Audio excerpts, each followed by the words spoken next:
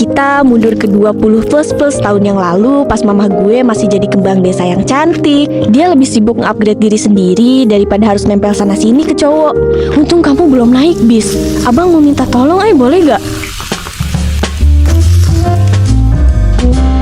Gue punya cerita. Peringatan, animasi ini dibuat dengan tujuan sharing pengalaman pribadi sang pengirim cerita.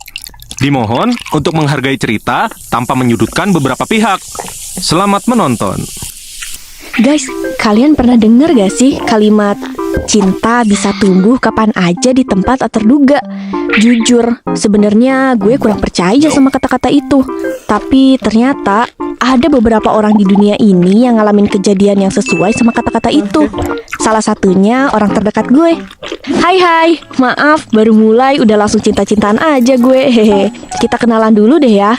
Nama gue Rita. Gue berasal dari Light Earth alias Sukabumi. Di sini gue mau nyeritain kisah cinta mama gue yang menurut gue alurnya naik turun banget. Kita mundur ke 20 plus tahun yang lalu pas mama gue masih jadi kembang desa yang cantik, atletis, friendly, pinter, dan jadi idola di sekolahnya. Dia ini anak ketiga dari 4 bersaudara, dan dia anak cewek satu-satunya. Jadi emang agak tomboy gayanya.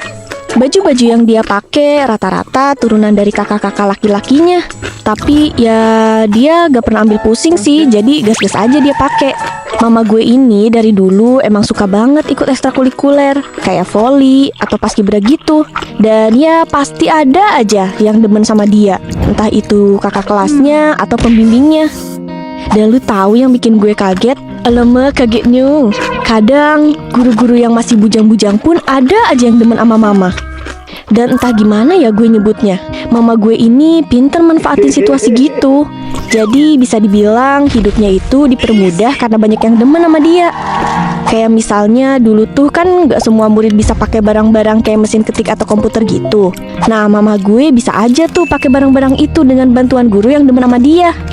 Tapi gue salut sih sama mama gue, karena dia juga gak kecentilan orangnya. Jadi dia interaksi seperlunya aja sama mereka-mereka yang suka sama dia.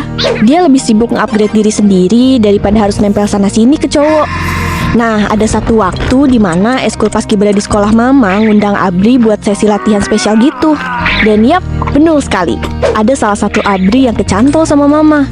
Mama pun akhirnya sering ngobrol sama dia. Bahkan pas Abri ini pulang ke tempat asalnya, mereka pun masih suka kirim-kiriman surat gitu. Dulu HP belum sepopuler sekarang ya guys. Tapi lucu banget gak sih kirim-kiriman surat? Hubungan mama sama Mas Abri ini berlanjut sampai orang tua masing-masing udah saling tahu. Sebenarnya gap umur mama sama Mas Abri ini lumayan jauh sih, tapi gak jauh-jauh banget. Jadinya ya nenek setuju-setuju aja sama hubungan mereka. Bahkan mamanya Mas Abri ini udah minta mama buat datang ke rumahnya. Tapi ya karena jauh dan mama juga masih sekolah, jadinya gak diizinin sama nenek. 5 bulan berlalu, hubungan mereka masih anget-anget dan kirim-kiriman surat pun masih berlanjut. Sampai satu waktu, gak kayak biasanya Mas Abri ini telat ngirim surat. Awalnya mama mikir mungkin dia lagi sibuk. Tapi ini udah lewat hampir 2 minggu sejak terakhir dia kirim surat ke mama. Akhirnya mama yang khawatir pun lebih milih buat nunggu karena gak ada yang bisa dia lakuin juga.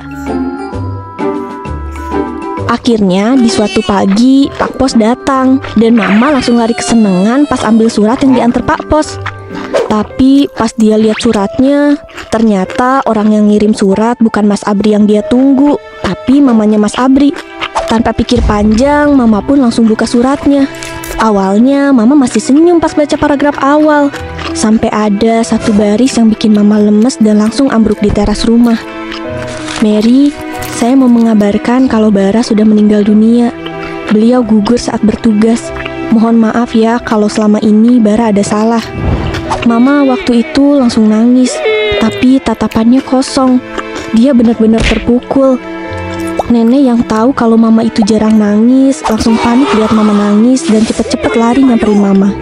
Waktu nenek baca surat yang dipegang mama, seketika nenek pun ikut nangis dan peluk mama erat-erat. Hari-hari mama setelah itu nggak lagi sama. Mama jadi lebih murung dari biasanya. Teman-temannya udah tahu apa yang terjadi sama mama dan selalu nyemangatin mama. Di kala kesedihannya, mama tetap lakuin kegiatan ekstrakurikulernya. Bahkan dia perbanyak waktu main sama temen-temennya biar sedihnya gak berlarut. Untungnya gak butuh waktu lama buat Mama bisa balik ceria lagi. Beberapa minggu kemudian, Mama udah mulai ikhlas dengan kepergian Mas Abri yang sempat mampir di kehidupan percintaannya itu. Yang sabar ya, Ma. Beberapa bulan kemudian, hari kelulusan pun tiba. Setelah lulus, Mama mutusin buat lanjut kerja jadi admin di salah satu perusahaan yang masih satu kota, tapi jaraknya lumayan jauh dari rumah. Dan Mama juga mutusin buat ngekos di sekitar tempat kerjanya. Mama biasanya pulang ke rumah sebulan 2 kali, dan seudah kerja Mama juga jadi hobi traveling gitu. Ya independent girls lah ya, selagi ada duit mah dia gas-gas aja. Nah, di lingkungan kosannya ini beliau punya temen, abang-abangan lah, sebut aja namanya Bang Andre. Bang Andre ini banyak ngebantu Mama pas awal-awal ngekos. Bang Andre juga waktu itu punya pacar, dan pacarnya ini baik banget sama Mama, sampai akhirnya mereka bestian. Ini ibu-ibu emang beneran aktif dah. Dia tuh biasanya sepulang kerja langsung lanjut badminton. Dan biasanya kalau libur suka main volley sama teman-teman sekolahnya yang dulu. Beda banget sama gue yang balik kerja langsung kelembar-kelembar di kasur. Pantas aja banyak yang demen sama dia. Oh iya, biasanya Mama balik ke rumahnya itu naik bis. Dan lu tahu, supir sama kenek bisnya aja sampai kenal sama Mama saking friendly-nya dia. Duh, gak ngerti lagi dah. Tapi ada satu kejadian lucu pas dia pulang naik bis. Dia waktu itu naik bis dan di dalamnya ternyata penuh. Sebenarnya dia gak masalah sih kalau gak duduk. Dia kan strong woman ya. Tapi ternyata ada tuh satu laki-laki yang berdiri buat ngasih tempat duduknya. Cuma nih ya, Mama ngelihatnya laki-laki ini kayak kelemer-kelemer gitu, kayak agar-agar yang dijual abang-abangan di sekolahan. Mama aja sampai gak tega buat duduk di kursinya gara-gara kasihan. Akhirnya terjadilah percakapan ini. Gak usah A-nya aja. Gak apa-apa tetehnya aja duduk. Gak apa-apa saya mah deket dah, sejam juga nyampe. Gak apa-apa itu bawaan tetehnya meni banyak gitu juga. Ada deh tuh beberapa kali mereka lempar-lemparan. Tapi akhirnya Mama ngalah dan mutusin buat duduk di kursi itu. Sesampainya di terminal tujuan Mama pun langsung pulang ke rumah. Dan ya belum 1 jam dia nempelin pantatnya di kursi, dia udah dijemput sama teman-temannya buat main voli pantai. Oh iya, rumah nenek itu emang deket pantai ya. Jadi Mama emang sering hangout ke pantai sama temen-temennya. Di minggu berikutnya, kayak biasa, pas libur, Mama udah siap-siap buat pulang. Dia pun jalan ke tempat yang biasa dia pakai buat nunggu bis lewat. Baru duduk 10 menit di situ, tiba-tiba si Bang Andre lari ke arah Mama. Bang, kenapa? Dikejar jurig? Bang Andre yang ngos-ngosan langsung ngambil minum yang Mama pegang. Terus dia bilang, untung kamu belum naik bis. Abang mau minta tolong, boleh gak? Minta tolong apaan, Bang? Ini ada teman abang yang sakit. Dia dirawat di puskesmas. Abang gak bisa jagain dia. Abang ada tugas keluar kota, mau berangkat siang ini. Kamu bisa gak ya gantiin abang buat jagain dia? Sebentar dah. Abang semingguan doang paling dinasnya. Mama yang kasihan lihat Bang Andre pun akhirnya ngeiyain permintaan Bang Andre dan gak jadi pulang hari itu. Puskesmas yang disebut Bang Andre untungnya masih dekat dari kosan Mama. Seudah naruh barang-barang, Mama langsung jalan ke puskesmas. Kocak juga ya ini Mama gue, gak mikir bakal awkward atau gimana gitu, main oke-okein aja. Sesampainya di puskesmas, Mama pun langsung masuk ke ruang inap temennya Bang Andre. Betapa terkejut terheran-herannya Mama. Ternyata teman Bang Andre yang dirawat itu orang yang sama kayak orang yang nawarin Mama tempat duduk di bis 2 minggu lalu. Loh, ya gitulah mereka berdua sama-sama kaget. Tapi yang satu kagetnya sambil lemes gara-gara lagi sakit. Mama pun mulai percakapan duluan. Ternyata AA ini namanya Dedi. Dia kerja di pabrik besar yang gak jauh dari kantornya Mama. Sudah kenalan, mereka pun ngobrol-ngobrol ringan. Dan akhirnya Mama nanyain sesuatu yang menurut gue, kok nih cewek bisa-bisanya sesantai itu nanya sesuatu yang kayak gini. Mama nanya, waktu itu kamu lemes banget kayak agar-agar pas nawarin kursi ke aku. Emang lagi sakit atau kayak gimana? Si Adedi yang denger itu langsung awkward banget. Ya Allah Ma, kata gue mah kasihan itu Adedi, panik. Tapi akhirnya si Adedi ini ngejawab, aku teh mabok darat Mer. Biasanya mah naik motor kalau kemana-mana. Tapi motornya lagi rusak waktu itu. Tahu gak reaksi Mama gimana? Dia ketawa ngakak banget anjir, kurang asem memang. 1 minggu pun berlalu. Bang Andre pun pulang dari dinas luar kotanya dan gantiin Mama buat jagain si Adedi. Bentar, Anda kira hubungan Mary dan Dedi berakhir di situ aja? Tentu tidak. Ternyata pertemuan itu menumbuhkan benih-benih cinta di antara mereka. Adedi ini juga emang ganteng banget sih, makanya mama bisa kepincut sama dia.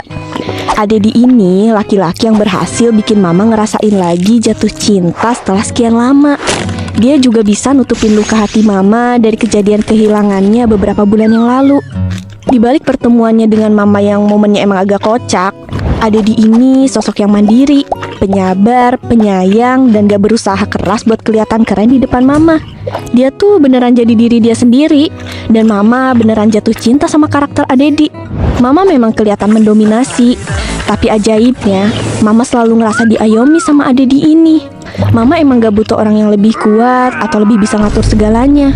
Tapi mama butuh sosok yang bisa berjalan berdampingan sama dia. Dan sosok itu bisa dia temuin di diri Adedi.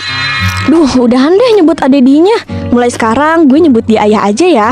Karena yap, betul sekali. Akhirnya mama sama Adedi alias ayah gue ini lanjut ke jenjang pernikahan. Oh, seronoknya. Orang tua mama suka banget sama kepribadian ayah. Begitupun orang tua ayah yang langsung jatuh cinta pandangan pertama sama mama. Alhamdulillah pernikahan mereka udah jalan 28 tahun sekarang. Dan gue sebagai anaknya seneng banget lihat mereka masih mesra-mesraan di depan gue. Aku juga mau. Ya begitulah guys, terkadang cinta itu memang datang di saat yang tak terduga. Nih, kalian-kalian yang jomblo, tahu aja kalian ketemu jodoh kalian pas lagi jajan ke warung atau pas lagi COD biawak. Intinya, semoga cinta yang kalian tunggu-tunggu bisa cepat menghampiri kalian ya. Kalau yang masih bocil-bocil, fokus belajar dulu aja ya, jangan dulu cinta-cintaan. Oke, sekian cerita dari gue. Jangan bosan-bosan nunggu episode-episode terbaru GPC yang seru-seru ya. Bye-bye!